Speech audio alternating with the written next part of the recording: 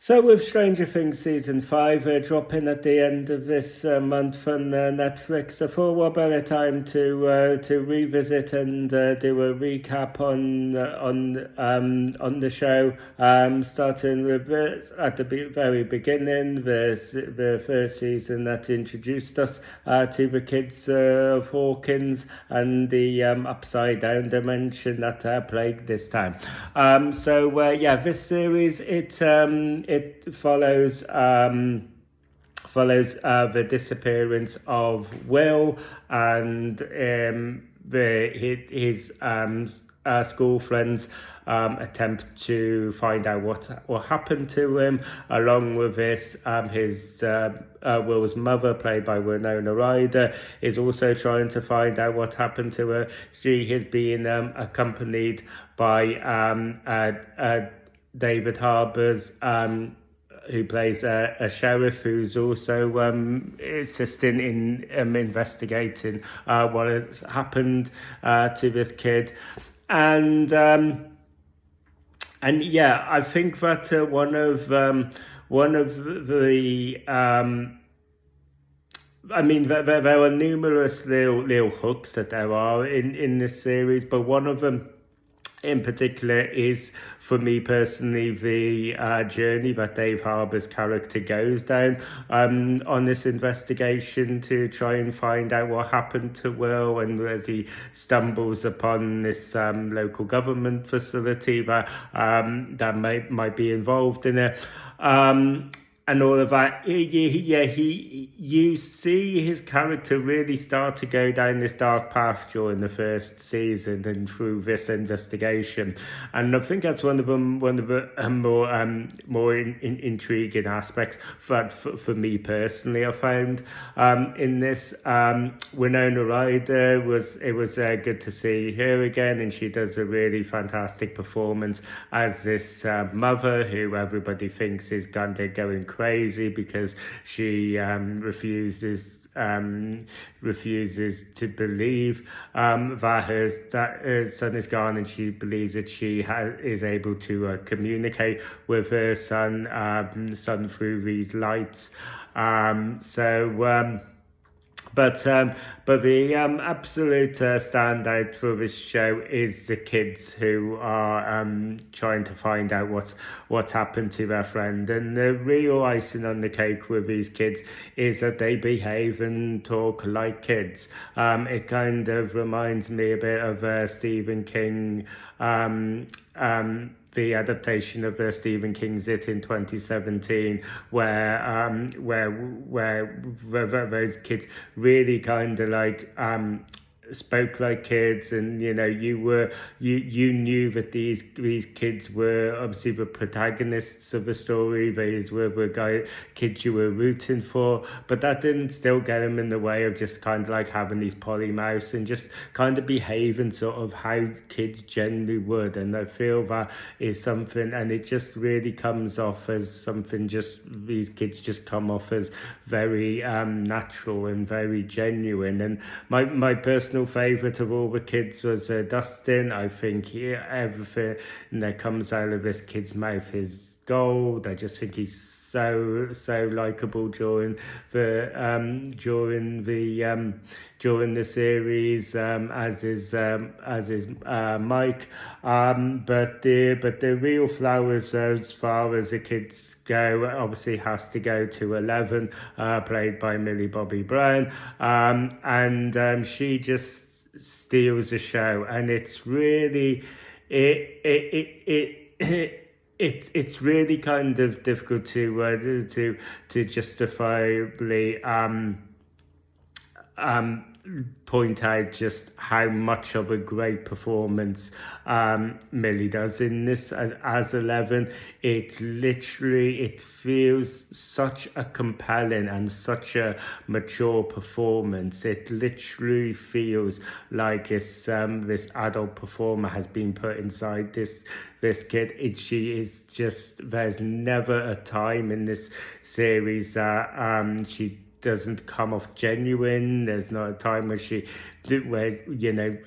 just really nails it. And this and it's a role that requires some emotional investing and some heavy lifting from Millie here, because she's playing this character who she has some telekinesis powers. As a result, she's been having these experiments done on her, and she just really nails all of the anger, all of the trauma, all of the fear, just everything.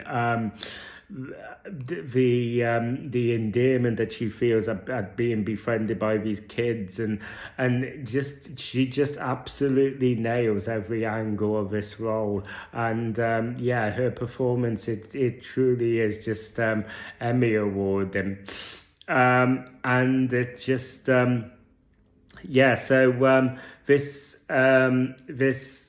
and obviously it has to be said that obviously this series very much is kind of a homage. It's quite a bit of a love letter to 80s culture. In particular, it's very inspired by Stephen King's early novels, as well as early Steven Spielberg films such as Close Encounters of the Third Kind and E.T. Just the opening titles of this series are highly inspired by the Stephen King font that was used by a lot of his early novels.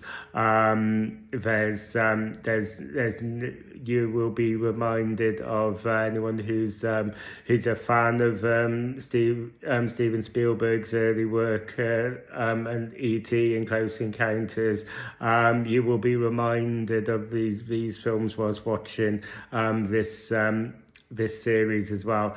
And that is another one, that aspect of the show, that on one hand one of its biggest selling points, but also it is possibly the thing that that creates the one kind of little potential flaw and criticism that you can make of this series, is that sometimes it does, when you are doing these sort of homage type shows, or shows that are very influenced by something else, you can walk this bit of a tightrope sometimes, where you kind of where once that nostalgia and that endearment wears off, they're kind of like, okay, yeah, we see what you're doing. You're giving these nods to these things that came before, but what exactly have you got of your own marriage? You know what I mean?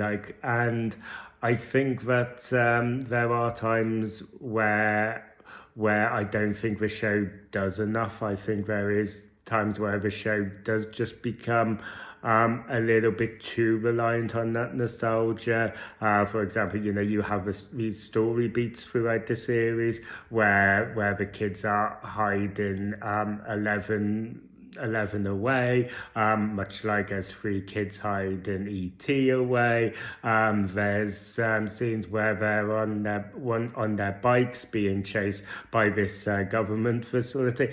All of these these beats are just very much kind of like echo those E.T. and Spielberg inspirations. And like I said, it's just sometimes it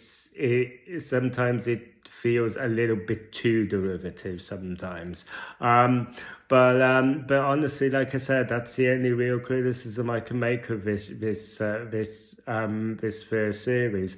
I find this series just when the show first came out and I watched the series, I was engrossed by it. I was thoroughly entertained by it, and here I am several years later, and I'm still entertained by it. So it's just a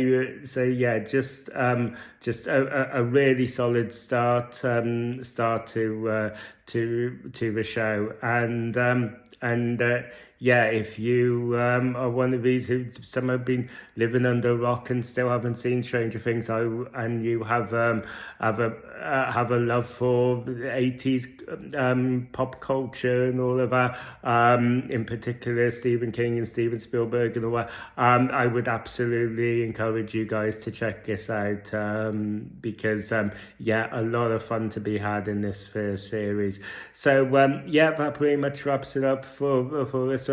Thank you guys for taking the time to watch this video. If you enjoyed this video and you want to see more, don't forget to ring a bell for notifications. Don't forget to like and subscribe, because like I said, I will be doing a